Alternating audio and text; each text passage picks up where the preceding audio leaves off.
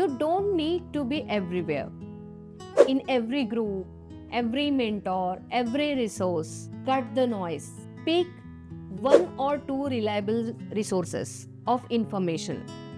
Decide your study timings based on your energy. Avoid comparing your journey with others. And remember, UPSC is a long journey.